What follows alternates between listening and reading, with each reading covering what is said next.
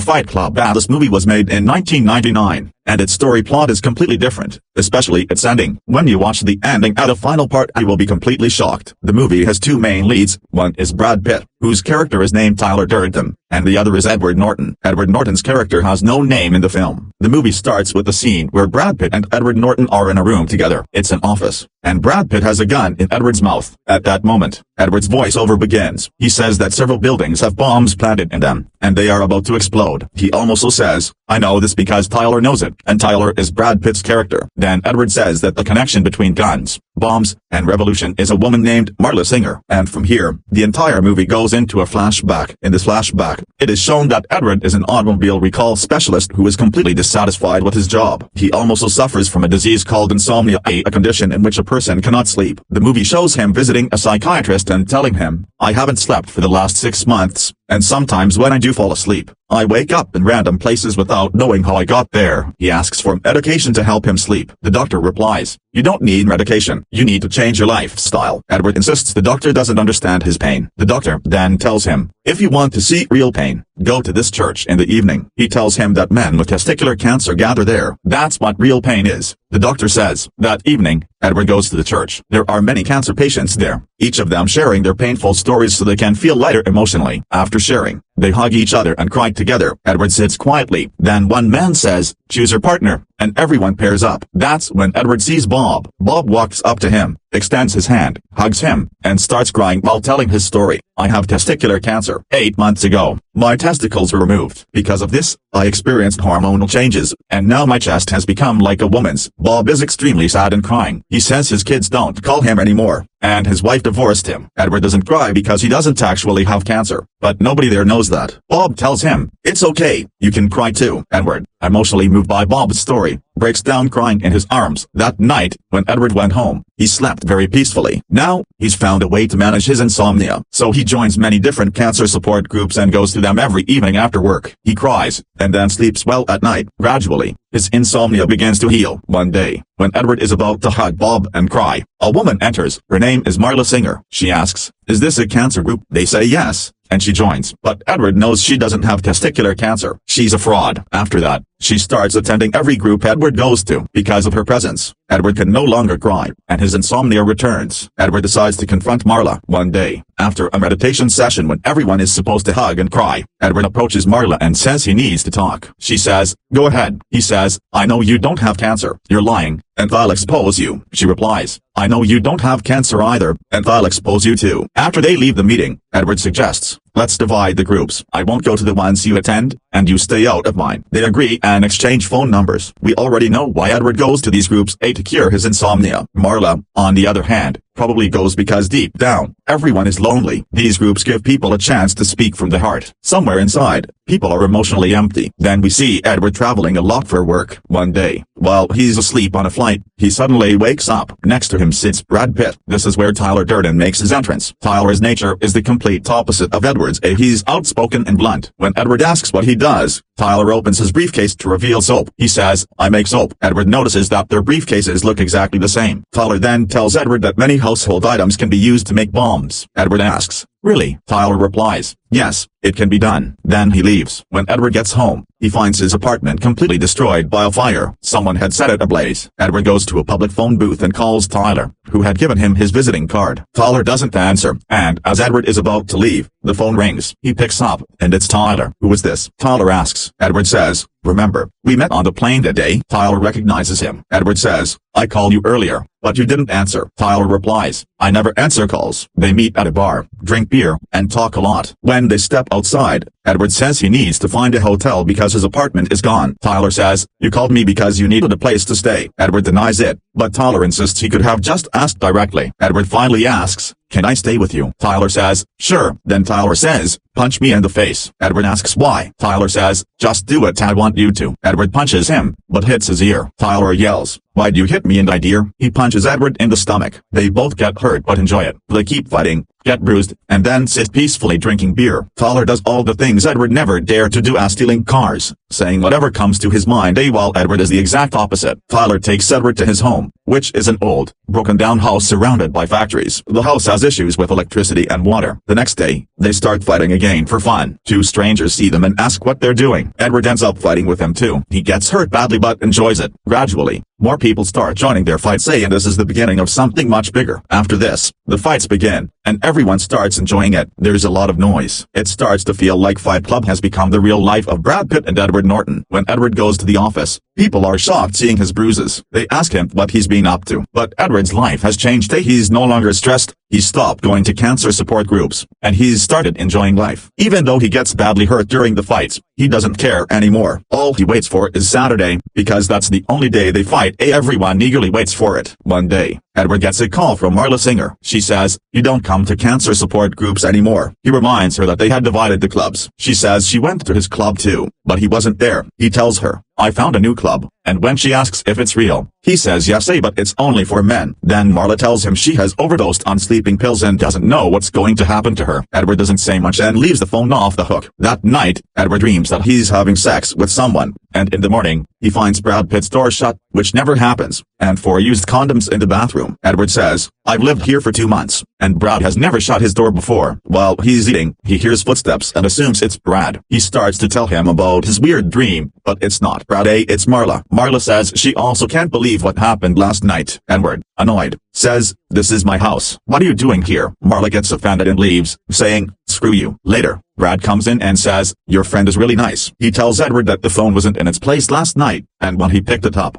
Marla was on the other end. So he went to her place, brought her back here, and spent the night with her. Brad asks Edward if he did anything with her. Edward says number. Brad asks if he likes her, and Edward says absolutely not, because she invaded his cancer groups and now his home. Brad warns Edward, "You will never talk about me or this house to Marla, not just her, to no one. If you do, you're in trouble." Now Marla starts coming over often to have sex with Brad, which Edward doesn't like, because he doesn't like Marla at all. One day, Edward gets a call from the police, who say someone tried to blow up his apartment using homemade dynamite. They ask if he knows anyone who can make bombs, and the only person who comes to mind is Brad Pitt. Brad tells him to say, "Whoever blew up my apartment also completely changed my perspective on life." Meanwhile, Marla tells Edward, "You confuse me. I can never figure out your behavior." She storms off in anger. Back at work, Edward's boss and co-workers are concerned about his injuries and changed behavior. One day, his manager shows him a flyer with all the Fight Club rules and starts reading them out. Now the boss realizes why Edward is always hurt. The manager asks, "If you were in my place, what would you do?" Edward, in full Brad Pitt style, responds in a threatening way. The manager gets scared and walks off. Then one day Edward meets Bob, the same guy from the cancer support group he used to cry with. Bob says he doesn't go to those groups anymore because he found something new. Edward asks, "What?" Bob says, "First rule is, we don't talk about it." Edward laughs and says he's a member too. Bob says, "I've never seen you," and Edward replies, "I only go on Saturdays." Bob says he goes on Tuesdays and Thursdays, which reveals that Fight Club has now become so popular that it's running every day and in many places. More and more people join because everyone is stressed, anxious, and fighting somehow helps them relieve that. But because of Fight Club, Edward has completely lost focus at work. His boss confronts him, saying he's always absent and careless. Edward says, "I want you to keep me here as a consultant. I'll do nothing from home." When his boss refuses and calls security, Edward punches himself. Then he beats himself up so badly that he's bleeding everywhere, saying it reminds him of his first fight with Brad Pitt. Security arrives, and Edward pretends that his boss beat him up. The boss is forced to agree to his terms. Edward now starts going to Fight Club daily, and the group's mischief grows. They smash car windows, blow up shops with homemade bombs, and do more and more destructive things. Brad Pitt forms a gang, and many people start living at his house. They all blindly follow Brad, and fight clubs are started in other countries, too. At this point, Edward realizes there's a mission they're working on, called Project Mayhem. He tells Brad he should have been told about it. Brad says their organization has a rule: no one asks questions. Tension builds between Brad and Edward. During a heated argument, Edward discovers that Brad was the one who blew up his apartment. They're having this conversation in a car, and Brad intentionally crashes it. No one dies, but the next morning, Edward wakes up and Brad is gone. Whenever Edward tries to get information about Project Mayhem, no one tells him anything because the rule is, no questions. Now only Brad Pitt knows what's going to happen. One day, Marla comes over and says, "Can I come in?" Edward tells her, "Tyler, Brad Pitt's name in the film, isn't here. He's gone." She is shocked and leaves angrily without saying anything. Later, members of Project Mayhem are sent to destroy a coffee shop. The police arrive during the operation, and Bob is shot in the head and killed. Edward is devastated by his death. He starts investigating Project Mayhem, finds plane tickets to different countries in his drawer, and travels to each location. At each one, he finds a fight club already active. He tries to find Brad but fails, although people in every city recognize Edward. Even though he doesn't know them, he becomes more and more confused. Then one day in a bar, he starts asking people questions. The bartender greets him, saying, "How are you, sir?" Edward asks, "Do you know me?" The bartender replies, "Is this a test?" Edward says, "No, it's not a test. I genuinely want to know, do you know me?" The bartender says, "You came here last week and stood right at this spot." Edward asks, "Who do you think I am?" The bartender replies, "You're Tyler. I mean Brad Pitt." Hearing this, Edward's mind is blown, but he still doesn't completely believe it. Then the bartender shows him his hand, which has a burn mark caused by a chemical. Edward has the same mark on his hand that Brad Pitt had supposedly made. From there, Edward rushes to his room and calls Marla. He asks her, "Have you ever had sex?" Marla responds, "What kind of question is that?" He pleads, "I need to know. Please tell me." She says, "First, you make love to me and then insult me. What's wrong with you, Tyler?" Edward asks, "What did you just call me?" She replies, "Tyler." And with that, the illusion starts to fall apart. Just then, Tyler, Brad Pitt, appears behind him and says, "You broke your promise." Edward turns around in shock and sees Brad Pitt sitting there. He asks, "What is happening? Why do people think I'm you?" Brad Pitt replies, "You know." Edward says, "No, I don't." Brad Pitt repeats, "You do know." Edward finally realizes, "We are the same person." Brad Pitt confirms, "Yes." Then Brad Pitt tells him, "I'm who you wanted to be. I love the way you wanted to love. I do everything you wanted to do." Edward denies it, saying, "No, this can't be." Brad Pitt explains, "People often talk to themselves and see themselves the way they want to be, but not everyone dares to do what you did." Edward starts recalling all the events involving Brad Pitt, except Brad was never really there. He was always alone. The first time he fights, he isn't fighting anyone but himself. When he thinks Brad is having sex with Marla, it's actually Edward himself. In one scene, Brad burns Edward's hand with chemicals, but in reality, Edward did it to himself. He even set fire to his apartment. Now, a question arises. If Brad Pitt and Edward are the same person, why doesn't Edward know about Project Mayhem? That's because when Edward thinks he's asleep, he's noted he becomes Tyler and carries out the plan. Since Edward believes he was asleep, he doesn't remember the planning, but he remembers the parts where he thought he was awake and Tyler was beside him. This is a psychological disorder called split personality disorder, now known as dissociative identity disorder, where one person lives as two distinct identities. The key trait is that the person doesn't realize they have this disorder. In the movie, they show Brad Pitt sitting in front of Edward, but in the next scene, it's revealed there's no 1:30. Edward is talking to thin air. Brad tells him, "Marla knows too much about us now. That's not good for the mission." This is an indirect suggestion that Marla may have to be eliminated. Edward faints. The next morning, when he checks out of the hotel, the receptionist asks him to sign the phone bill. He's shocked to see the list of calls and asks who made them. She says, "You did, between 2 and 3:30 a.m. Edward rushes to the place he used to live, but everything is gone. Your people, belongings, all vanished. Everyone has gone to carry out Project Mayhem. His mind is in turmoil. He remembers making homemade bombs. He uses the phone bill and other clues to call a building supervisor and warns, "Something bad is going to happen in your building." But the person replies, "Everything's under control, sir." Brad Pitt's meanwhile Edward's own alter ego's followers are everywhere. In security, hotels, police departments, you name it. He calls every potential target, but gets the same answer. Everything's under control. At home, he finds boxes with building numbers, so he realizes these are the bombing targets. He visits Marla and tells her to leave town for a few days because her life is in danger. Even though she doesn't want to, he forces her to go. Why? Because Edward knows that if he falls asleep and becomes Tyler again, Tyler might kill her. Edward never remembers what Tyler does once he takes over. He goes to the police and confesses, "Arrest me. I'm the leader of a group spreading terror in the city." He tells them about the plan to blow up credit card company headquarters. A cop asks, "Why only credit card companies?" He explains, "If we destroy those, all records will vanish, and no one will have to pay debts." The head officer leaves to make a call. The remaining officers tell Edward, "We're proud of you, sir." They too are Tyler's men. They remind him, "You said anyone trying to sabotage Project Mayhem should be killed, even you." They try to kill him, but Edward narrowly escapes. He reaches a building where a bomb is planted. Tyler, Brad Pitt, shows up again. Edward finds the bomb and tries to defuse it. Tyler asks, "What are you doing?" Edward says, "I'm stopping these. We can't kill people." Tyler says, "There are bombs in 10 more buildings, but all of them are empty. Our people work security. Everything's safe." Edward disables the bomb. Tyler punches him. Edward fires his gun at Tyler,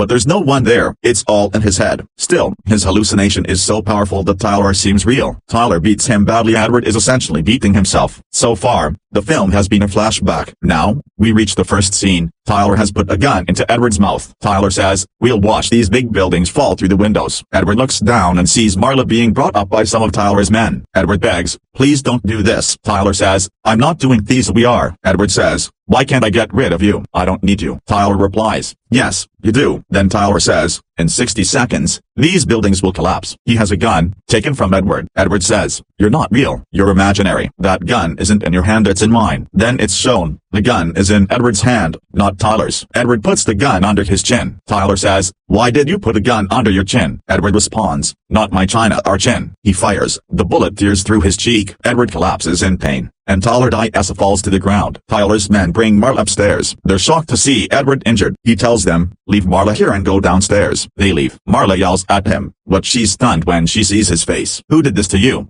she asks. Edward replies, "I did, but now everything is fine. Trust me, everything is fine." And then, multiple blasts occur. All the buildings collapse in front of them. Edward says, "You met me at a very strange time in my life." And with that, the movie ends. _.